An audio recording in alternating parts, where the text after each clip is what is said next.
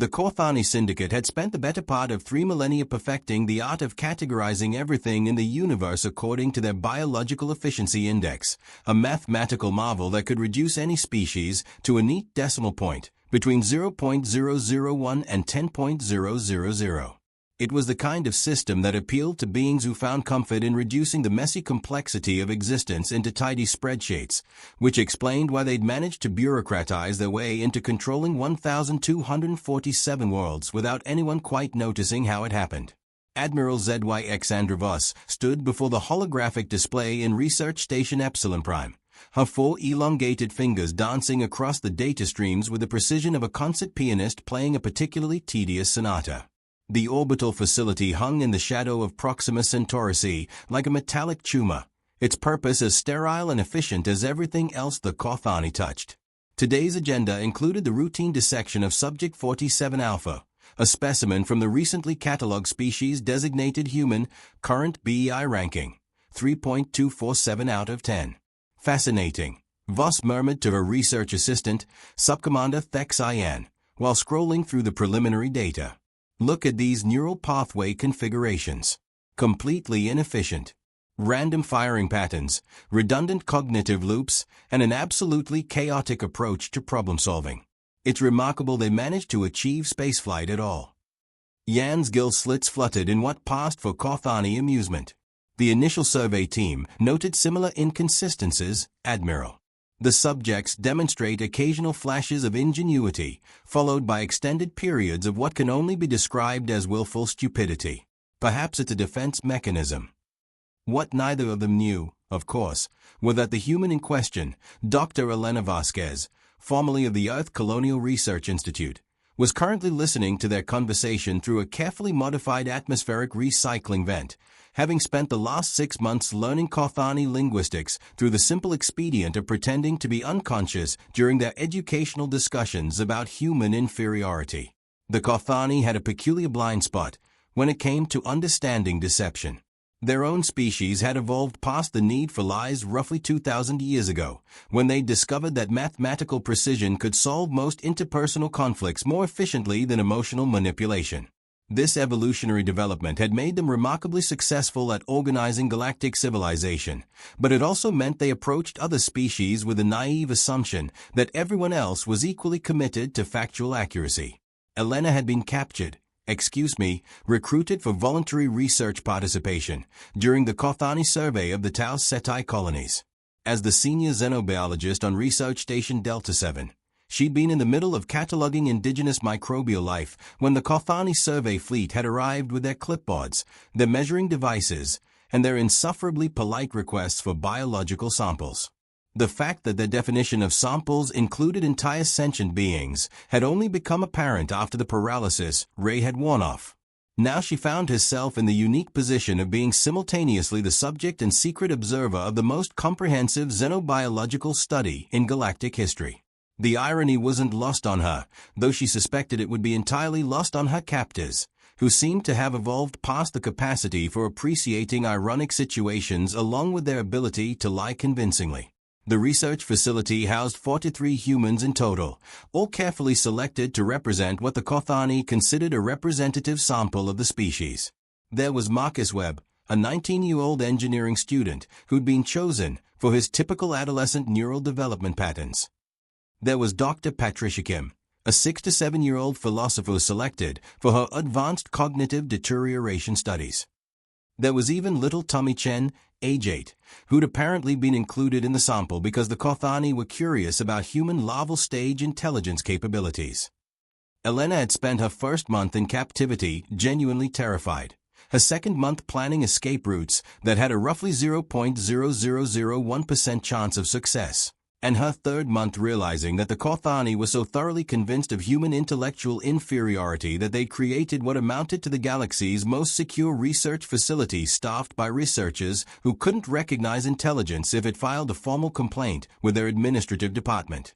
Subject 47 Alpha demonstrates typical human cognitive dissonance, Voss noted, watching Elena through the observation window as she sat quietly in her containment cell, apparently staring at nothing in particular. Notice how she engages in repetitive, purposeless behavior for hours at a time. clearly a mechanism for coping with intellectual limitations. What Elena was actually doing, of course, was mentally mapping the station's power grid based on the subtle variations in the artificial gravity field that she'd learned to detect by dropping small objects and timing their fall rates. It was the kind of observational skill that came naturally to someone who'd spent 15 years studying alien ecosystems, but the Korthani had classified it as random fidgeting behavior and moved on to more important measurements like cranial capacity and reaction time to basic stimuli. The research schedule followed a predictable pattern: morning biological scans, afternoon cognitive testing, evening behavioral observation, and weekly comprehensive neural mapping sessions that Elena had quickly realized were practice runs for something considerably more invasive. The Korthani researchers discussed their findings with a casual detachment of entomologists examining particularly dull insects, which would have been merely insulting if not for the growing evidence that they were building toward a conclusion that would involve considerably more dissection than anyone was comfortable with. The neural architecture is surprisingly complex for such a low-ranking species, Subcommander Yan observed, reviewing the latest batch of brain scans. Perhaps we should recommend a revision of their BEI classification before proceeding with the final phase protocols. Admiral Voss's response was swift and dismissive. Complexity is not the same as efficiency, Subcommander. A machine with 10,000 moving parts is not necessarily superior to one with 10 parts that accomplish the same function. The human nervous system appears to be a perfect example of evolutionary inefficiency: multiple redundant pathways, irrational decision-making processes, and an inexplicable tendency towards self-destructive behavior. She gestured toward the containment area where Marcus Webb was currently engaged in what the researchers had classified as territorial marking behavior, which was actually the young man scratching a complex mathematical formula into the wall using a broken piece of his meal dispenser. The formula in question happened to be a proof demonstrating the theoretical possibility of faster-than-light communication using quantum entanglement principles. But the Korthani had never bothered to examine it closely enough to realize they were watching someone solve a problem their own scientists had been working on for decades. Elena had been teaching mathematics to the other human subjects through a combination of hand signals, strategic coughing patterns, and the ancient human art of accidentally dropping objects in meaningful sequences. It was a communication system that would have been immediately obvious to any species that understood the concept of deliberate misdirection, but the Korthani kept meticulous records of every random movement and sound without ever noticing the patterns. The breaking point came on a Tuesday, or what passed for Tuesday in the artificial time cycle the Korthani maintained aboard the station. Admiral Voss entered the main laboratory with the kind of purposeful stride that usually preceded either groundbreaking discoveries or catastrophic mistakes, and Elena had a sinking feeling it was going to be the latter. "Colleagues," Voss announced to the assembled research team, "today marks a historic milestone in xenobiological research. We will be conducting the first comprehensive neural dissection of a human specimen, providing us with unprecedented insight into the cognitive mechanisms of a mid-tier sentient species." The Korthani research team clicked their approval in harmonious agreement, a sound like typewriters having a civilized conversation. Elena felt something cold and sharp settle in her stomach as she realized that comprehensive neural dissection was probably exactly as fatal as it sounded. Subject 47 Alpha has been selected for the procedure, Voss continued, consulting her data tablet with the clinical detachment of someone ordering lunch, based on her representative neural patterns and advanced age, which makes her expendable from a reproductive standpoint. Elena might have been offended by being called expendable if she hadn't been too busy calculating the odds of 37 aliens versus 43 humans in an enclosed space station. The mathematics were not encouraging, but then again, the Korthani had never factored human desperation into their efficiency equations. Marcus Webb was strapped to the examination table with the kind of restraints typically reserved for containing small asteroids. The young man had maintained his composure remarkably well considering he was about to become the galaxy's first human brain dissection, though Elena noticed he was systematically flexing and relaxing specific muscle groups in a pattern that would have been recognizable to anyone familiar with military resistance training. Admiral Voss approached the examination table with her neural disruptor raised, the device humming with the kind of ominous energy that suggested it was very good at disrupting neural activity and very bad at putting it back together afterward. She paused above Marcus with the ceremonial gravity of someone about to make scientific history, completely oblivious to the fact that 42 other humans were watching through the observation windows with expressions that had moved well past concerned into territory that could only be described as calculating. For the advancement of scientific knowledge, Voss intoned, activating the neural disruptors targeting system, and the greater understanding of biological diversity throughout the galaxy. It was a lovely speech, Elena thought as she watched the Admiral's hand begin its descent toward Marcus's skull. It really was a pity that Admiral Voss would never get the chance to finish it. The human body, Elena had learned during her xenobiology studies, was a remarkably adaptable machine. Humans could survive in environments that would kill most other species, could process toxins that would dissolve other creatures' digestive systems, and could recover from injuries that would be permanently debilitating to more efficiently designed life forms. But perhaps most remarkably of all, humans could move very, very quickly when properly motivated. Elena's leap from the observation deck to the examination floor covered roughly 15 meters in 2.3 seconds, which was coincidentally about 2.2 seconds faster than the Korthani nervous system could process unexpected movement.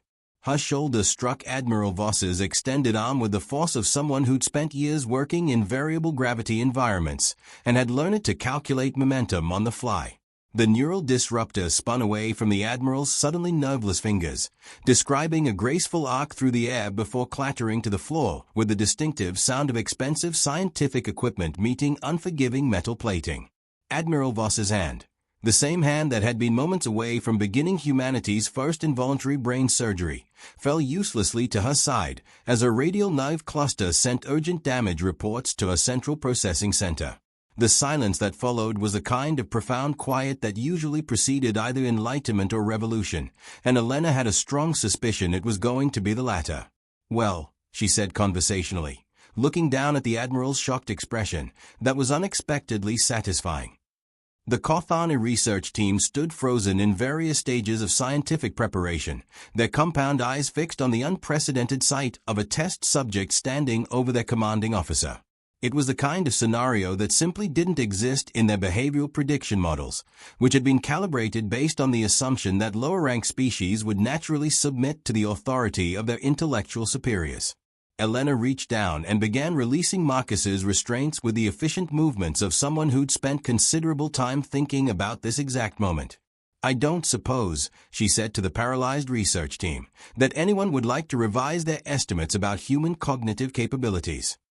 What followed would later be studied in xenopsychology courses throughout the galaxy, though the official Korthani records would substantially edit the parts that made their research methodology look foolish. The humans didn't resort to violence, didn't attempt to overwhelm their captors through superior numbers, didn't engage in any of the obviously destructive behaviors that the Korthani had contingency plans for. Instead, they simply began demonstrating the kind of coordinated problem-solving that had allowed their species to colonize hostile planets, using equipment held together with determination and creative profanity. The station's environmental systems, which the humans had been quietly studying for months, suddenly developed a series of interconnected malfunctions that seemed to require immediate attention from people who actually understood how the systems worked. The research computers, which had been dutifully recording human behavior patterns, began displaying error messages in languages that only the test subjects seemed able to translate. The artificial gravity generators, which no Korthani aboard the station fully comprehended beyond their basic operational procedures, started producing localized anomalies that made normal movement an exercise in applied physics. Within 30 minutes, the Korthani found themselves in the unprecedented situation of requiring assistance from their test subjects to maintain basic station operations. Within an hour, they began to suspect that the random behaviors they'd been cataloging might have been considerably less random than their data suggested. Within 2 hours, they realized that their intellectually inferior specimens had been running a months-long intelligence operation that made their own research methodology look like amateur hour at the Galactic Science Fair. Admiral Voss, her damaged arm secured in an improvised medical support, watched her carefully ordered research facility transform into a case study in human organizational capabilities. The subjects weren't behaving like panicked animals or desperate prisoners. They were moving with the systematic precision of a team that had been planning this moment for considerably longer than anyone had realized. "How?" she demanded, cornering Elena near the main computer terminal. "How did you coordinate without communication devices? How did you learn our operational procedures? How did you predict our research schedule?" Elena looked up from the console. She was definitely not reprogramming to broadcast human music throughout the station's intercom system. "Admiral, you've been studying us for 6 months. Did it never occur to you that we might be studying you back?" It was a concept that apparently didn't translate well into Korthani thinking. Their species approached research with the assumption that intelligence flowed in one direction, from the researcher to the subject, from the superior to the inferior, from the measurer to the measured. The possibility that their test subjects might have been conducting their own analysis of Korthani behavior patterns was as foreign to them as the concept of intentional inefficiency. The end of the Korthani research program came not with violence or destruction, but with a formal request for reclassification submitted through proper administrative channels. Elena, having accessed the station's communication systems, filed a comprehensive report with the Syndicate's Bureau of Biological Assessment that included detailed behavioral observations, cognitive evaluations, and efficiency measurements, all focused on Korthani research methodology rather than human capabilities. The report's conclusion was delivered with a kind of mathematical precision that Korthani administrators found impossible to argue with. The research team had failed to demonstrate sufficient observational capabilities to justify their classification as superior researchers. Their inability to recognize coordinated behavior in their test subjects, their failure to detect obvious communication patterns, and their complete blindness to systematic deception suggested that they should be reclassified from scientific observers to subjects requiring further study. Admiral Voss's final confrontation with Elena took place in what had previously been the Admiral's private office, though the power dynamic had shifted considerably since their last formal interaction. Elena sat behind the desk reviewing personnel files with the casual air of someone conducting a routine performance evaluation, while Voss stood before her like a student waiting to learn her final grade. "This is not how intellectual hierarchies are supposed to function," Voss protested, her translator struggling with the complex harmonics of confused Korthani. "Superior species observe inferior species. Advanced civilizations study primitive cultures. Intelligence measures and categorizes lower intelligence." "Yes," Elena agreed, finally looking up from her review of the Korthani research data. "That's exactly how it's supposed to work. Which should probably tell you something important about where you actually fall on your own efficiency index." She stood and moved toward the viewport, looking out at the stars beyond the station's hull. "The funny thing about your biological efficiency index, Admiral, is that it assumes intelligence is a measurable quantity rather than an adaptive process. You've been trying to reduce us to a number, but intelligence isn't about having the right answers, it's about asking better questions." Elena turned back toward Voss with the kind of smile that mathematicians wore when they just solved a particularly elegant proof. "For instance, you spent months asking how can we measure human intelligence, when the better question would have been how do we know our measurements are accurate? You assumed you were studying us, when you should have been asking whether we were studying you."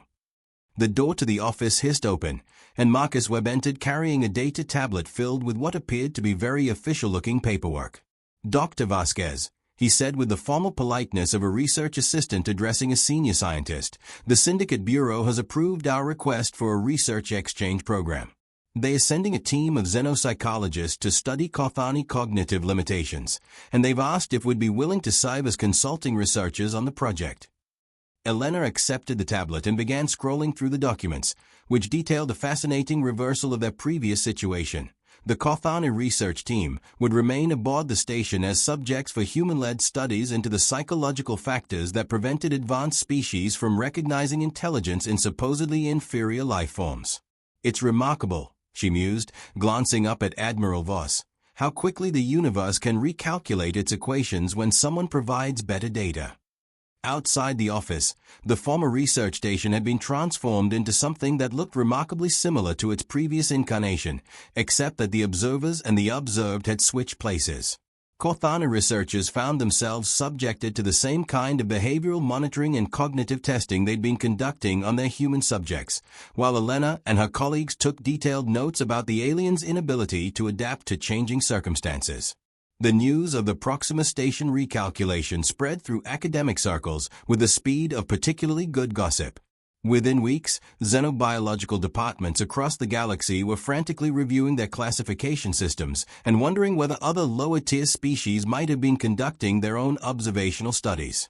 Within months, the Biological Efficiency Index had been quietly retired in favor of more flexible assessment methods that accounted for the possibility that intelligence might be considerably more complex than a simple numerical rating. Admiral Voss, when she was finally released from her research obligations, found herself facing a universe that had been substantially revised during her months as a test subject. The Korthani Syndicate had restructured its entire approach to xenological research, replacing their hierarchical classification system with collaborative study programs that assumed all species had something valuable to contribute to galactic scientific knowledge. "How did you know?" Voss asked Elena during their final interview, her tone carrying the bewildered curiosity of someone whose fundamental assumptions about reality had been mathematically disproven. "How did you predict that we would respond to systematic deception with such complete analytical failure?" Elena considered the question with the kind of thoughtful expression that had once been classified as random contemplative. Behavior in the Korthani research notes.